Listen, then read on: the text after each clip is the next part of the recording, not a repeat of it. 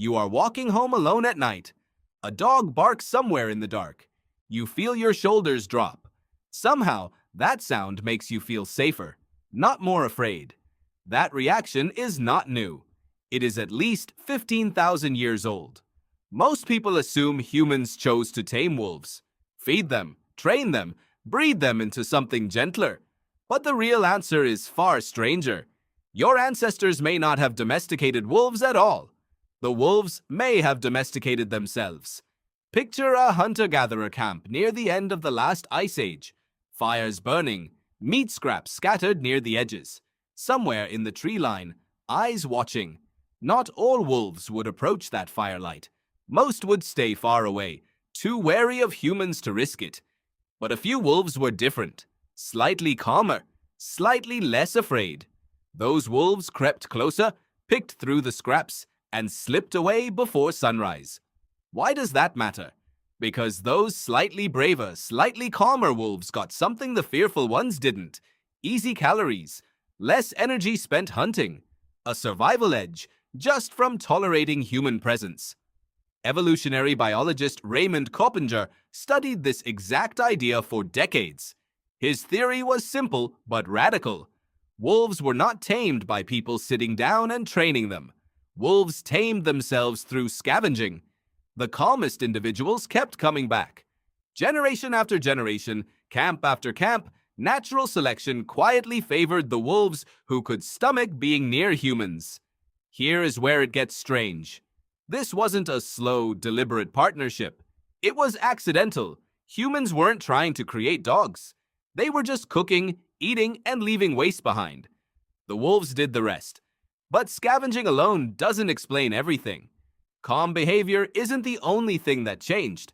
Somewhere along the way, these proto-dogs also got better at reading human faces, human gestures, human moods.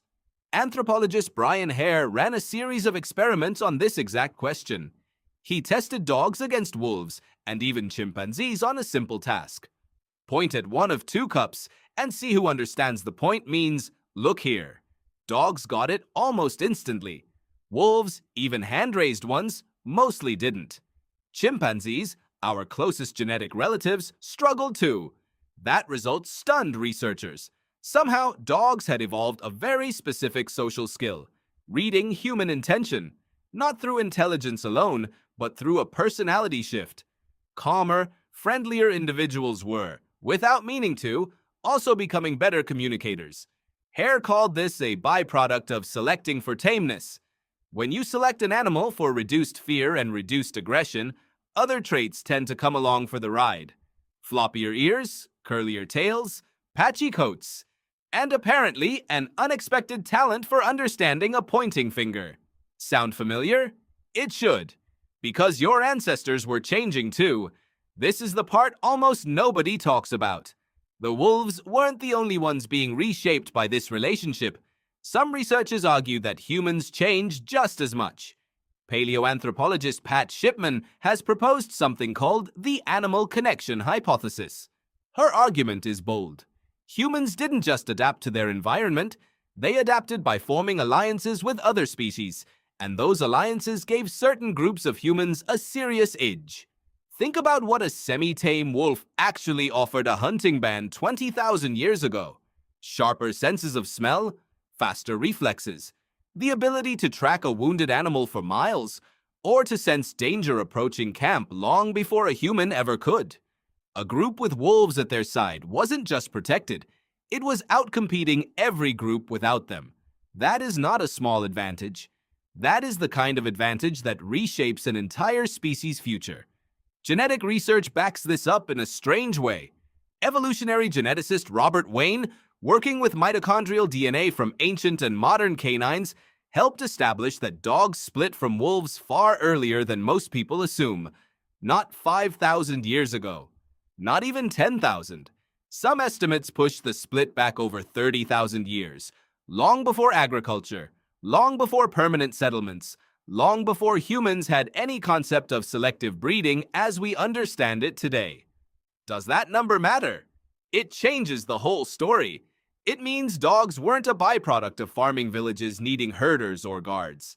They emerged deep in the hunter-gatherer era, among small bands moving constantly, sleeping in the open, surviving one hunt at a time.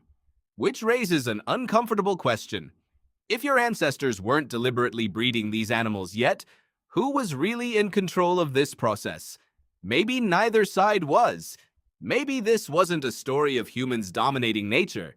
It was co-evolution, two species shaping each other slowly without either one planning it.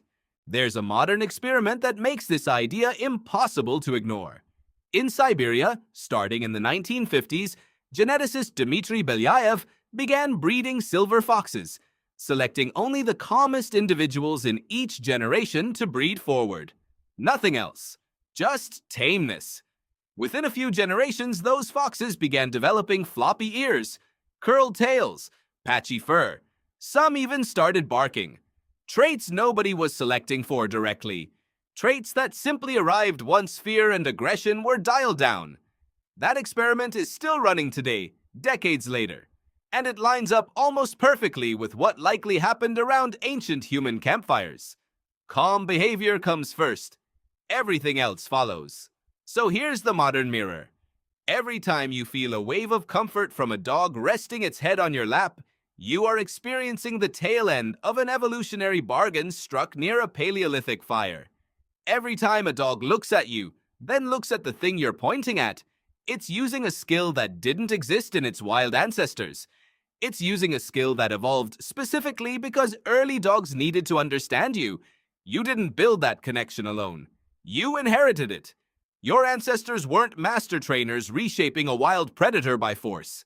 They were, mostly without realizing it, participating in one of the oldest partnerships our species has ever formed. Not human over animal, human beside animal. And maybe that's the real reason it still feels different when a dog is near. Not obedience, not ownership.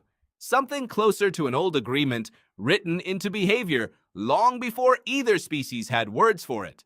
So the next time a dog barks in the dark and your shoulders drop on their own, remember what that reaction actually is. It isn't random comfort. It's 15,000 years of two species quietly agreeing to survive together.